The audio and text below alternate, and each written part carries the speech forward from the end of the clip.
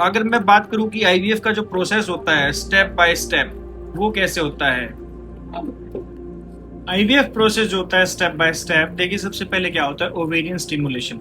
सबसे पहले वुमन को हार्मोन के इंजेक्शन दिए जाते हैं 8 से 12 दिन तक। इन इंजेक्शंस का काम क्या होता है, एक एग की जगह मल्टीपल एग्स को डेवलप करवाना होता है। और ये इंजेक्शन कौन से होते हैं, फॉलिकल स्टिमुलेटिंग हार्मोन के, एफएसएच के।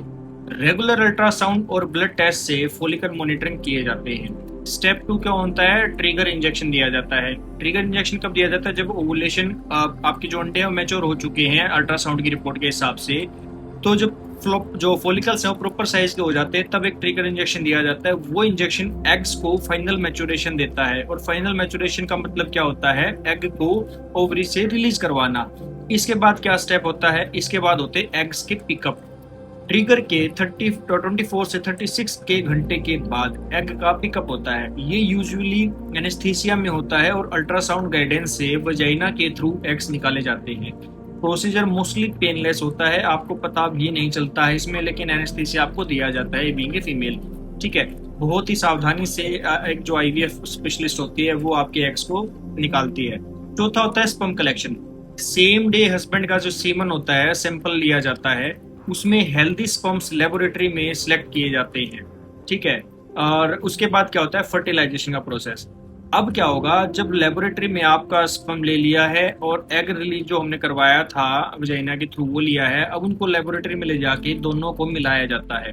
यही एक्चुअल में आईवीएफ का स्टेप होता है।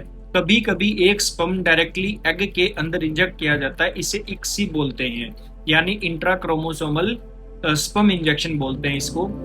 छठा होता है, उसके बाद अगर मैं बात करूं तो एम्ब्रियो की फॉर्मेशन।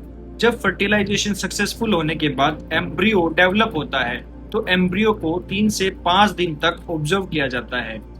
जो भी एम्ब्रियो बेस्ट क्वालिटी का होता है उसको ट्रांसफर किया जाता है। क्वालिटी बहुत मैटर करती है यहाँ पे, और जो आईवीएफ स्पेशलिस्ट तो बहुत ही ध्यान से इस चीज को सिलेक्ट करते हैं। इसके बाद अगर मैं बात करूँ तो एम्ब्रियो को ट्रांसफर किया जाता है। ये आईवीएफ का सबसे इमोशनल स्टेप होता है, क्योंकि यही है जहाँ पे सारी मेहनत अभी तक हमने की है वो सफल होगी या नहीं होगी पता चलता है। एक बिल्कुल थिन ट्यूब के थ्रू एम्ब्रियो यूट्रस के अंदर प्लेस किया जाता है। नॉर्मली पेनलेस होता है और एडमिशन की जरूरत नहीं पड़ती, यानी कि पेशेंट को एडमिट नहीं करना पड़ता है इसके लिए। डायरेक्ट ओपीडी में भी ये चीज, मतलब जो आईवीएफ लैब होती है उसके अंदर ये चीज हो सकती है। आईवीएफ के बाद क्या होता है,